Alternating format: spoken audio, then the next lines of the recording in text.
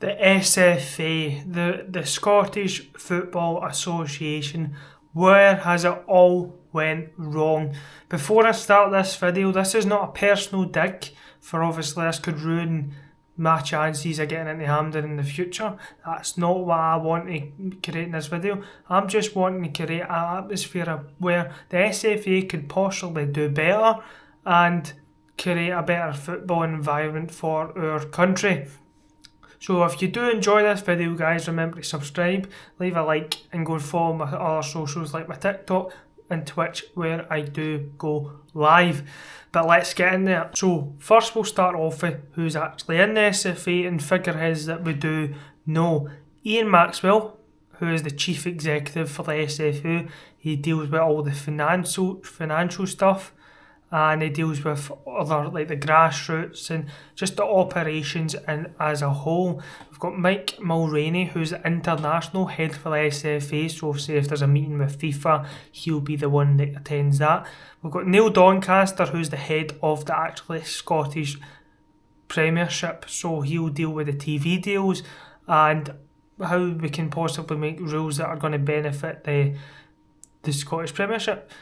And we've got Willie Collum, the head of the referees, so who was obviously a former referee, and he deals with the VAR, he obviously does the show, but we'll go deeper into that throughout the video. But I'm going to start off with Ian Maxwell, who's the chief executive for the SFA.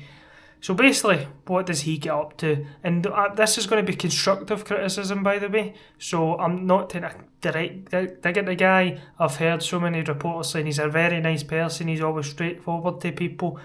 But maybe straightforward to the media, but maybe not straightforward to people who are just generally interested in Scottish football. So he's involved in most day-to-day stuff, the finances, and one thing I will say is he has recorded record revenues for the SFA and the Scottish Football Association, which is good because obviously that means we can invest in different kind of programmes for the players and how they can maybe, well, get more players coming through, which I'll talk about later in the video. He also monitors the grassroots, so where players would make the jump from academy football to football and play for clubs like Hearts, Hibs, Aberdeen and Celtic and Rangers and all the rest of the clubs and the 42 clubs in the SPFL Premiership. But that kind of moves on to Neil Doncaster. Obviously, Neil Doncaster, he's the one that done the SPFL TV deal with Premier Sports, Sky Sports, so we have more games live on TV. The TV deal has been heavily criticised. I'll put the actual in and outs on the screen when I'm talking about it. He also does the sponsors and just the rules. So one of the big things he done was kind of help the introduction of VAR, because obviously that was a big rule change when it came to the SPFL.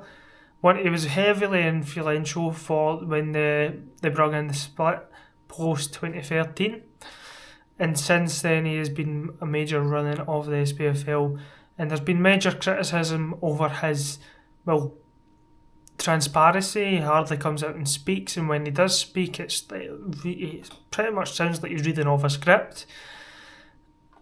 And then Mike Mulroney, the person who goes and represents the SFA on an international level.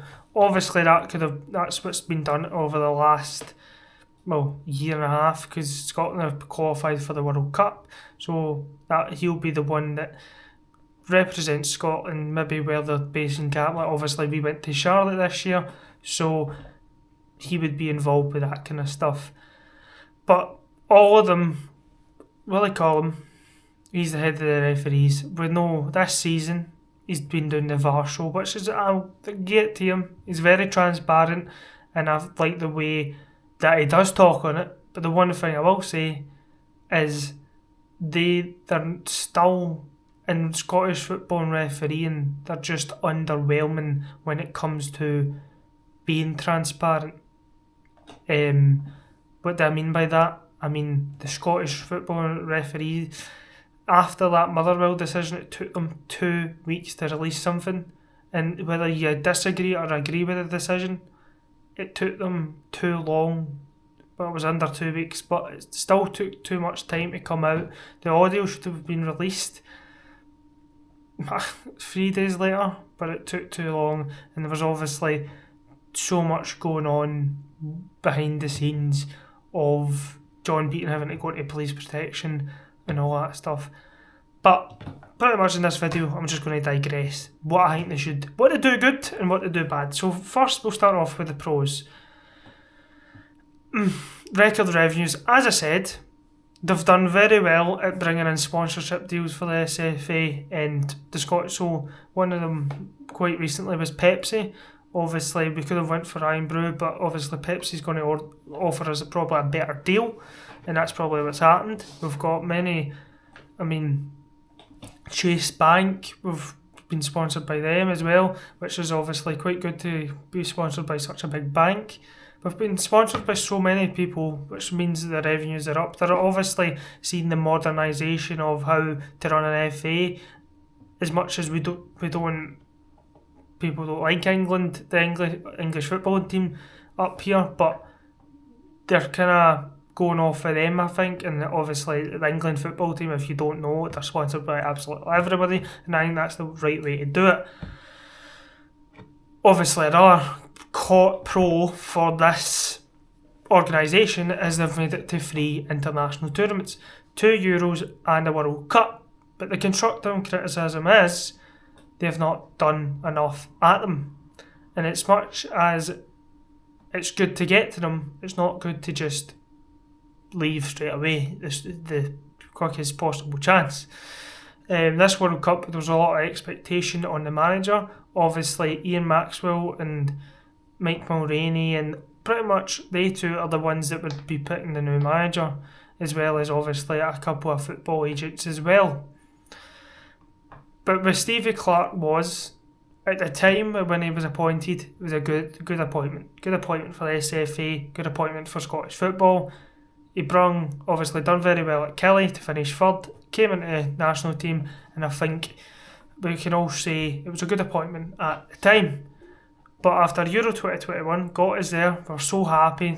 We weren't expecting much with the group of England, Croatia, and we did draw against England, which was seen as a win, to be fair, but we actually played quite good. There was much less negativity at the back of that tournament, but Germany, first game, expectations are high. We lose 5-1. We did get a red card, but it just was absolutely dreadful, and the squad selection started to get a bit interesting per se. And we had, and then we went in the next game against Switzerland, we drew, and we had the first real chance to ever qualify out the group at a major tournament, but it just hit Hungary scoring in the last minute, and then Clark coming out at the end of the game saying the referee should have gave us a penalty, but he never gave us it because he never spoke English. He's from Argentina. That kind of started, people woke up, maybe Clark isn't the man, but that slowly differed away, and we got to the World Cup qualifiers, and we qualified, and we finished top of our group. It was absolutely superb. But we got to the World Cup, so expectations are high. Playing a team like Haiti, we could probably get a couple of goals against it, and we go back to our old defensive roots. And the close to the 3 games, we hardly had any chances. And this is where this whole topic of actually, why can we not do better, and why is SFA sleeping when the nation is angry? This is where it all stems from. That's why I kind of built up to this point, and I think it's important to do that, because people who watch my channel and fans, we need to know why. We need to know why, and that's why I said it's constructive. So Stevie Clarke, the issue was that his football was kind of hanging. It's not the best, but at the time, it was good to do. And I think we should have made a change after Euro 2024. But here we are now. Stevie Clarke has left. He's done an interview. I did say, I put my head up to the man. I say thank you very much. But Ian Maxwell, Neil Doncaster, Willie Collum, the whole thing, Milk Mulroney needs ripped up. Why do I say this? Because you look at the Scotland team and we've got so many players, John McGinn, Andy Robertson, Scott McTominay, Angus Gunn, Grant Hanley, Scott McKenna, that are all getting, well, they're not getting any younger. At the next Euros, they're going to be in their mid-30s possibly, some of them, which is not something we want going into a major tournament. And this goes on to my cons list. So, youth development. This in grassroots football. So what Ian Maxwell is kind of responsible for has not been working in this country. This could actually go higher up and it can go to a more government level, but I'm not going to kind of speak about that. So what have we seen in the last 20 years? We've seen the demise of astro pitches. This is where kids would go and play football and just enjoy themselves. Now you need to pay to get in. And that's not down to the SFA, that's down to the councils. It is down to the SFA, because if they got funding, they would be able to build more pitches and put youth programmes in place for the kids. And that's just not happened. We are currently, Ben Doak is probably one of the only ones that I've seen really is exciting that's came through. The amount of defenders that are maybe not coming through is worrying. Luke Graham is an exception to that. Obviously, I'm sure there's a lot more coming through, but from what we are seeing, they're not getting given chances. And now this kind of opens my broader point of there should be rules in place for, in the SPFL leagues, that they need to play a certain period of time. And if they put B teams in the lower leagues, but bring up a lot of the lower leagues, lower the fee for getting the football league, increase the league sizes and put the B teams in the lower leagues, but don't make it that they need to change their team every week, so everybody in that youth setup is getting a chance, because I think that's important. But I don't want to spill towards too much of that. Obviously, grassroots levels. I've heard Andy Alley talk about this, because obviously he runs his own coaching academy. It's not about the actual amount of kids coming through as well. It is to an extent, but it's also to do with the opportunities being given. There's just simply not enough people there, or opportunity being given, as in the fact of people are having to do, that kids are getting to a certain age and then they're getting told no, and there's no backup plan, which is I don't agree with. I feel like clubs should be mandatory. Well, they should have a mandatory feeling that they need to go and get that player another opportunity, so he's not just, he's put his whole life into football and then now he's getting told no. As much as only 1% make it, Scotland is a football nation. I guarantee a lot of the population, we've seen it with the Tartan Armies and their numbers, pretty much everybody comes together for football in this country. And if we have a good national team, more and more people, and this is not just to do with the men's team, it's also to do with the women's team and all. We need to invest in young girls and young men that can go to the World Cup, as Andy Robertson says, McGinn, inspire a nation. That's what we need to do. Obviously, there's so many other cons, including the refereeing standards. That kind of takes us on to the transparency and Willie Collum. So I do like that he's doing his new show, but if you don't have full-time referees, you're never going to get a sustainable refereeing organisation, and that's my just general review.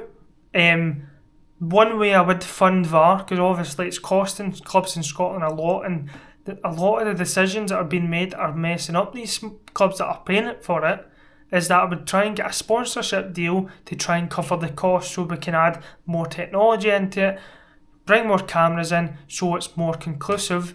I would also, as I said, full-time referees, and I think I worked it out, I think there's 12 referees, so it would be about an extra 500,000, between 500,000 and 1 million per year, which is obviously, there'll be a sponsorship deal out there that you can sign and put the money towards that. Mike Mulroney, some of his smug comments I'll put up above about when Stevie Clarke was given a 4-year deal. That's just, like, where's the long-term strategy in that? Stevie Clarke was rewarded before he was even anything happened at this World Cup, and I think that's a big issue. You shouldn't be rewarded before you go into something. So I think they need to look at their long-term strategy. Is it right? Their long-term strategy should be that there's more players coming through. The Scottish FA has been financially run right, which it has been, but we can definitely do better, like other FAs. Like the Croatia FA has been run very well. I mean, population of 3 million people. You look at Cabo Verde, like, they're hiring players on LinkedIn. Like, surely we can pick up, if they're finding players and playing better football and have a better strategy in place, can we not do that? That's the whole thing that I'm trying to make in this video. So, essentially, I think we need a big overhaul of the SFA.